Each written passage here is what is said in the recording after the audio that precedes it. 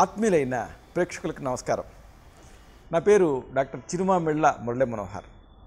Family health అనే ఈ చక్కని కార్యక్రమాల పరంపరలో మనల్ని కానీ మన కుటుంబ సభ్యుల్ని కానీ ఇబ్బంది పెట్టేటువంటి అనేక రకాల సమస్యలు, వ్యాధులు వీటన్నిటికీ కూడా మన ఇంట్లో మనమే తేలిగ్గా తయారు చేసుకోగలిగేటువంటి ఆయుర్వేద ఔషధాల తయారీని, అలాగే ఇతర అవసరమైన సూచనలని వీటన్నిటిని కూడా తెలుసుకుంటున్నాం. ఇక ఈ కార్యక్రమంలో మనం తెలుసుకోబోయేది ఒక ముఖ్యమైనటువంటి విషయం, ఎక్కిళ్ళు, హిక్కప్స్. ఈ సమస్య చాలా సాధారణంగా వస్తూ ఉంటుంది. అయితే ఎవరు కూడా దీనికి అంత ప్రాధాన్యత ఇవ్వరు, కానీ ఇబ్బందే. ఈ ఎక్కిళ్ళు అనేవి ఎందుకు వస్తాయి, దీన్ని ఎలా తగ్గించుకోవాలి, ఇది తెలుసుకుందాం. మనకి ఇక్కడ ఈ పొట్టలో ఉదరంలో అడ్డంగా ఒక కండర నిర్మాణం అమరు ఉంటుంది. దాన్ని ఉదర వితానం అంటారు, అంటే డయాఫ్రమ్. ఈ డయాఫ్రము పదే సంకోచిస్తూ హిక్ అనే శబ్దాన్ని కలిగిస్తూ ఉంటుంది. దాన్నే హిక్కప్స్ అంటారు. తెలుగులో ఎక్కిళ్ళు అంటారు దీన్ని. దీనికి ఆయుర్వేద పదం ఏమిటి అంటే హిక్కా నుంచే హిక్కప్స్ అనేది వచ్చింది. దీనివల్ల ఒక్కొక్కసారి ఏమవుతుందంటే ఊపిరి ఆడినట్టుగా అనిపిస్తుంది. దీంతో ఊపిరి ఆగిపోయినట్టుగా అనిపించి ఉక్కిరిబిక్కిరి అవుతూ ఉంటారు కూడా. అంత ముఖ్యమైనది.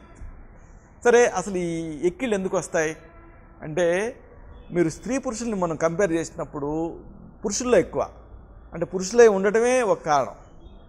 అలాగే అనస్థీషియా ఇచ్చేటప్పుడు ఆ జనరల్ అనస్థీషియాలో కూడా ఎక్కిళ్ళు వస్తాయి. ఇక ఏదన్నా సర్జరీస్ జరిగినప్పుడు కూడా ఎక్కిళ్ళు వస్తాయి.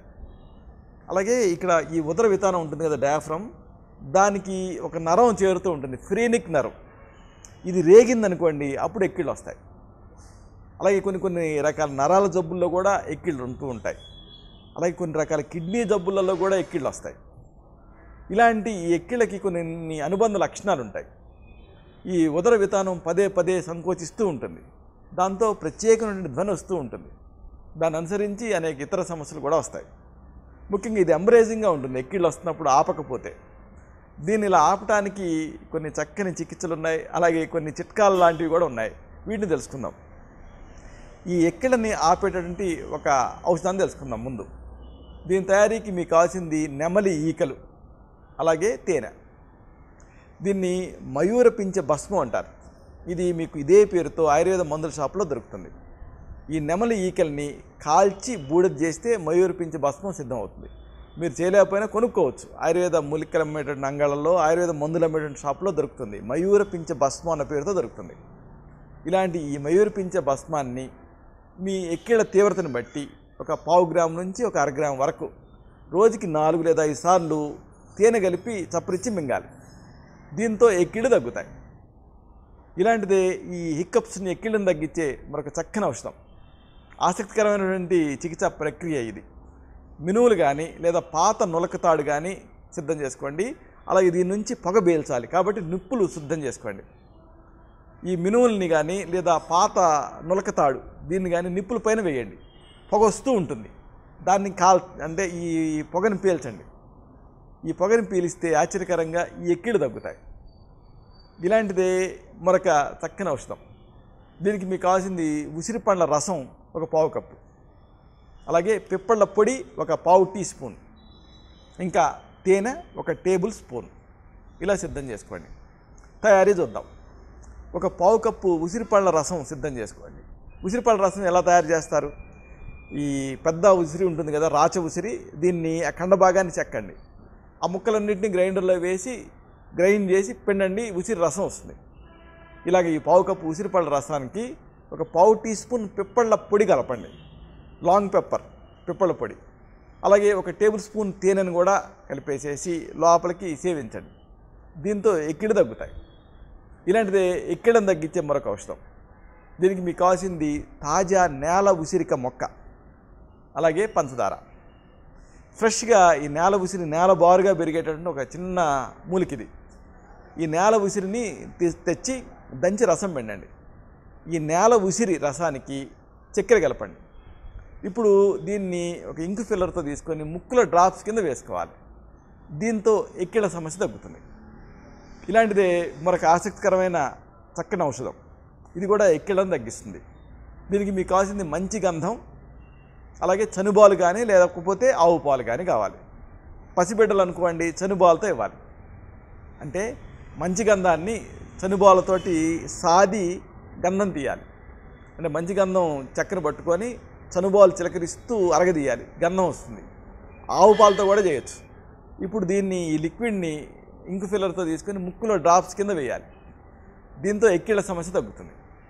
మరీ చిన్నపిల్లలకి వాడకూడదు దీన్ని.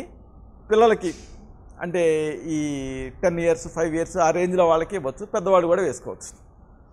ఇలాంటిది మరొక మంచి ఔషధం. దీనికి మీకు కావాల్సింది నాగకేశరాల పొడి ఒక 1/2 టీ స్పూన్. నాగకేశరాలు అనేవి చిన్న ఫ్లవర్ బడ్స్, ఇవి లవంగాల్లాగా ఉంటాయి.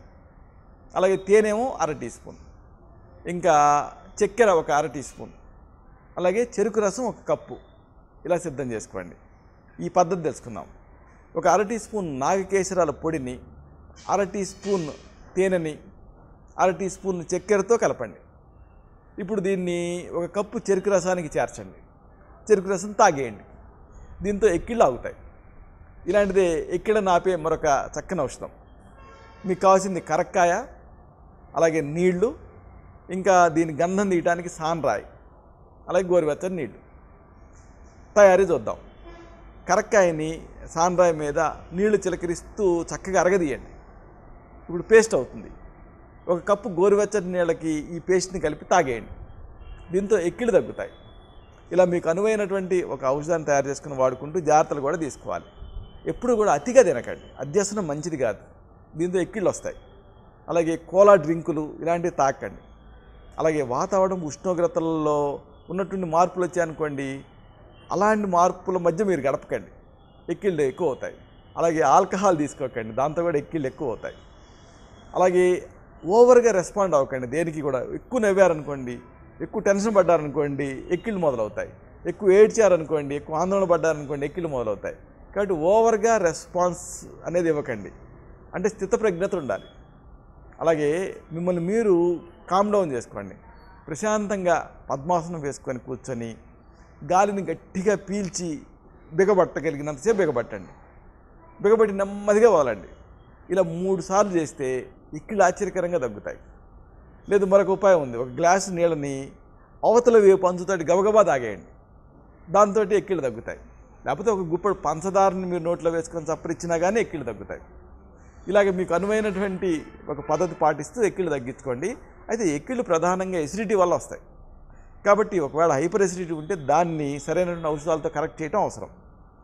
ఇలాంటి మరొక ఆసక్తికరమైన విషయాన్ని తిరిగి ఇదే కార్యక్రమాల పరంపరలో మనం కలుసుకున్నప్పుడు సవివరంగా, సహేతుకంగా, సమగ్రంగా తెలుసుకుందాం. అంతవరకు సెలవు. శుభం.